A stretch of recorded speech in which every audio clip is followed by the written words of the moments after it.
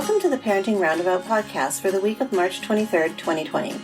Every week we chat about the things parents are talking about, complaining about, and obsessing about right now. I'm Nicole Lardix, and I'm here with Catherine Haleko. Hello. And Terry Morrow. Hello. This week we are talking about college reentry and housebound kids, plus taking a couple of breaks for an entertainment discussion and a recommendation roundup.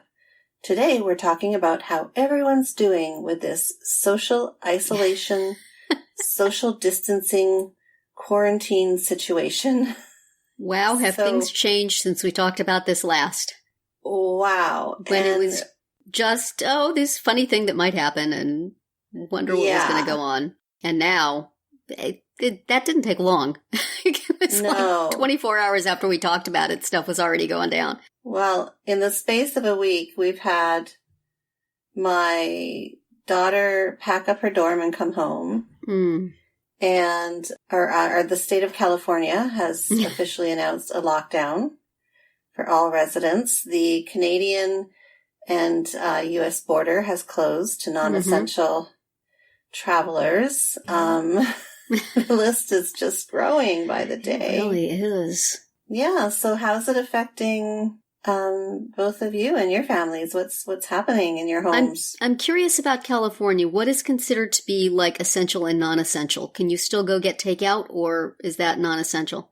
That's essential. Actually, I found somewhere it was a list that came from a government website of essential and non-essential services. Mm-hmm.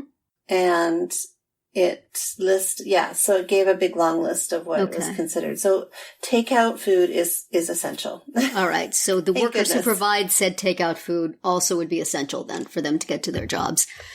Yes. Yes. My daughter is still hanging in there at Wendy's. I'm wondering how long that's going to be if we do a lockdown here. Well, I guess we more or less. I mean, everything's closed. I thought so you already are. They don't really have to tell you have to stay home.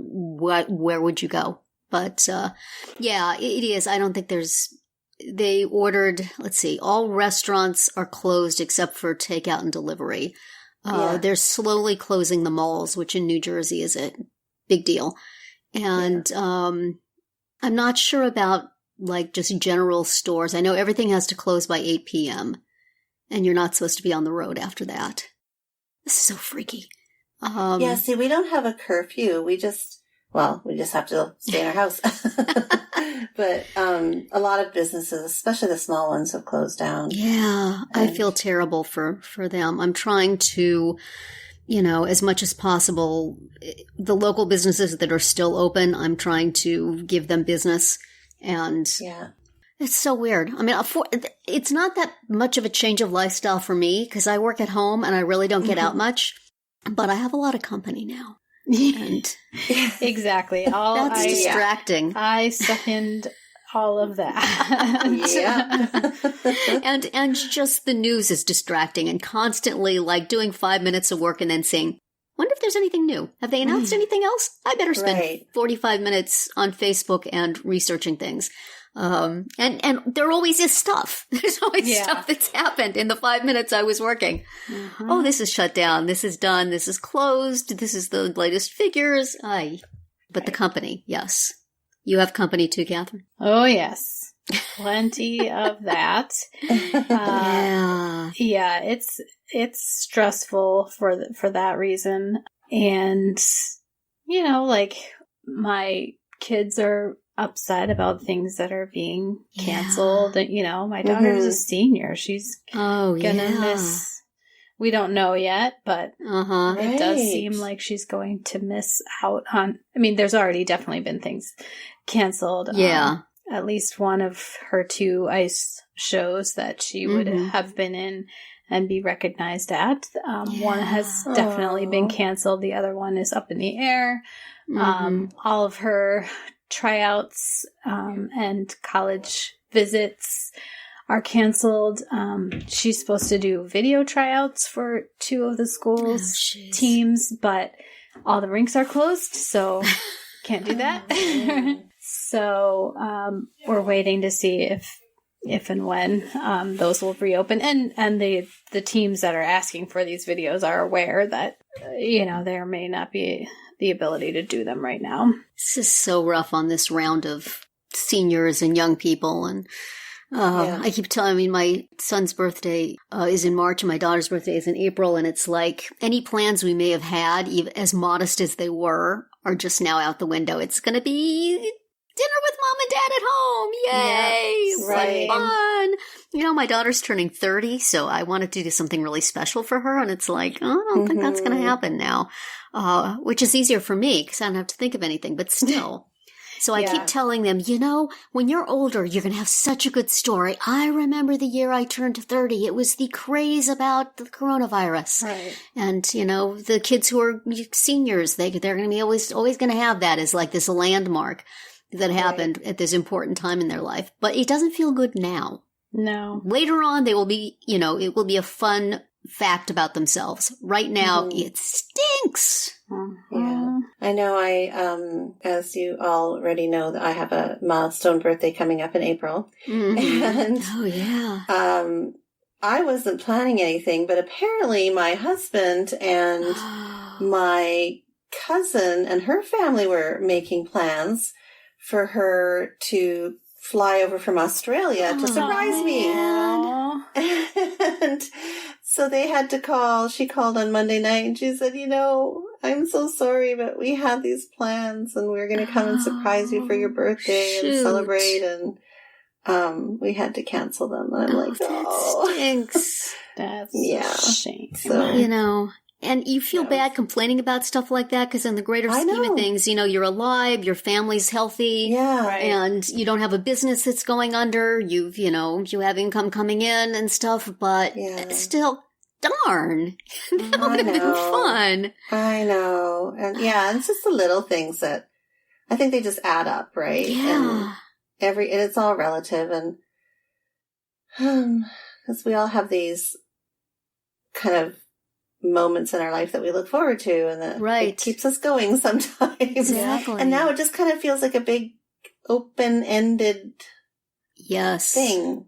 It does feel open-ended. It's like a tunnel. You're in a tunnel, right? And I keep reading different things. Some people say, this will all be over soon. And some people say, this is going to be on till the end of the year. And it's like, I don't know how that happens exactly, but it's so strange that I think the last time we talked, they had just made some changes at church for better hygiene. And then our diocese announced that they would still be having mass, but you're released from the obligation to go. And then after that, they closed them down altogether. So the churches are closed. I think you can go in for adoration or stuff, but there will be no public masses.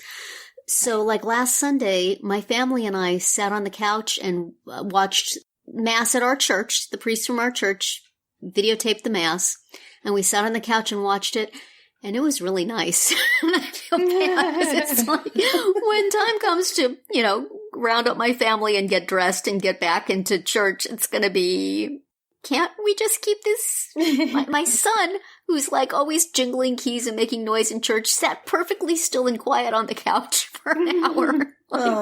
This works well for my family. Could we keep this option? Right. Yeah. But I've been, utilizing some prayer apps that have been having Facebook Live things and, and the church has been putting stuff on YouTube. It's really interesting how all these places are responding. But it's still not the same, as gathering as a parish. Yeah. Having communion and all of that. It is heartwarming to see the things like, Laura Benanti, who's a Broadway actress, asking kids who had their performances canceled to send her videos of performances. And like in my school district, I know all across the country, people are very worried about kids not being able to get school lunches because of school being canceled. And in our district, they mobilized like overnight to deliver breakfast and lunch in one together, not twice a day, but one delivery of 2 meals to 97 bus stops around the district. And you have to just show up with a child, present. And then no questions asked. You can just get a meal, which is... They're doing that in our school district too. They're distributing it at various of the schools, including the high school by us. Mm-hmm. So you just come and, like you said, no questions asked. They'll give you some. I don't know if they're doing that here. I haven't heard anything like that. I mean, I know some people are worried about the fact that you have to bring the kid and have them out in public, but I assume you could kind of like wait in your car and go one at a time or something. But, it's just impressive that they put that together. Yeah. I don't know why I'm really hyper-focused on this, but I'm really stressed about the families who are essential workers, but yet their kids can't go to daycare because daycare is non-essential. Daycares are open here. Are they? Yes. It's a big thing because some people are feeling they should be shut down because it's not safe for the daycare operators and all that stuff. Why are they open and the preschools are closed? But as far as I know, the daycares are still open. Here they are open, but they had to limit the number of kids, so I don't know how they decide, like, who gets to go and who doesn't. Yeah, I've been, having worked outside of the home for many years when I was raising young children, the stress of having quality childcare is huge. Yes, it is. Yep. I couldn't imagine.